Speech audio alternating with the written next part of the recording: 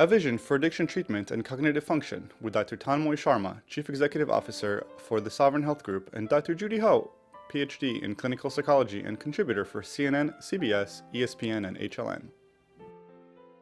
Hi, I'm Dr. Judith Ho, and I'm here with Dr. Tonmoy Sharma, the Chief Executive Officer of Sovereign Health. Welcome, Dr. Sharma. Thank you, Dr. Ho. Pleased to be here. Well, I have a really exciting topic for you today. It's something that's really important to me too, and it's cognitive function and how it affects substance use disorders and mental illnesses. So to start, why is cognitive functioning important? These are functions such as memory, attention, reasoning and problem solving. Functions that we use every day to navigate through life. You learn a skill, it becomes cognitive, you transfer it to an automated system, becomes procedural learning, and then it gives you the capacity to learn new things.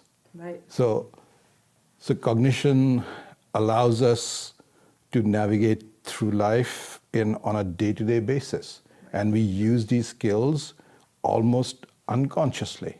You have new information that comes to you, you pay attention to it, you are able to absorb that information, you decide sometimes to keep that information and decide what is important. Now, there are sometimes you are not able to keep that information. Now, this is because your brain function has decreased. Now, that might be due to illness, due to circumstances, whatever else.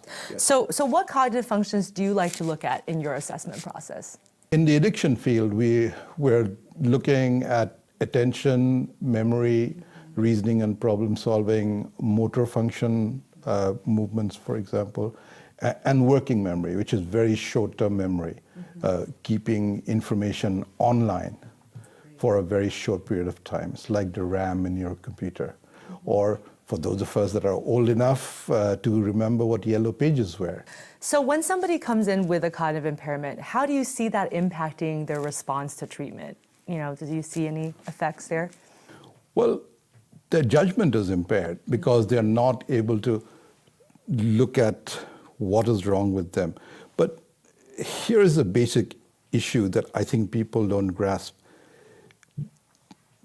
Everybody tells you they do, what sort of treatment do you do? Oh, we do CBT. Well, what is CBT? Or process groups. What are process groups?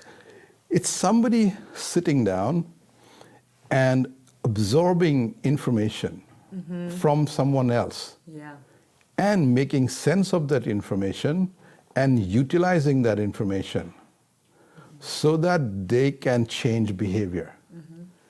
If I'm not able to, number one, absorb information, make sense of that information, utilize that information, I'm really a piece of that furniture in that room. Right. I'm not able to do anything. I am useless in that process group if I cannot process information. So that's what I think the problem is, that we are putting people in process groups that cannot process information. That is the biggest problem that we have right across the country. Right.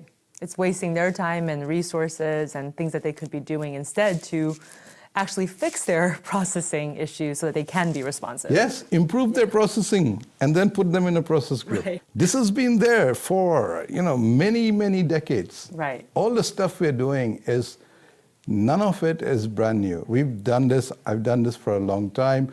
People do this for the physicians program and the pilots. We have, the assessments are there. All one has to do is to look at it and say, these tools are there. This is not like brand new, it's a revelation. Right, No. Just start using them. Yes, just start using them in a systematic way. And the data that you get from that can be interpreted and can inform treatment. Why don't we do that? Right. It's because of a mindset that is stuck. And the unwillingness to change. The question is, the patients don't need to change. I think The people need to Providers. change. The providers need to change. Yeah, The change in behavior needs to be in the providers.